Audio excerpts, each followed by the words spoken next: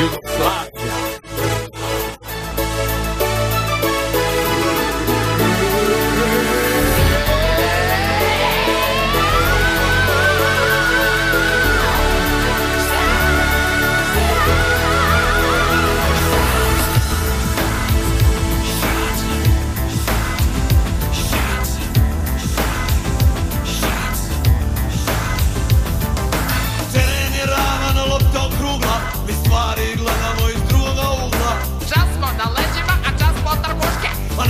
Letimo ko iz puške.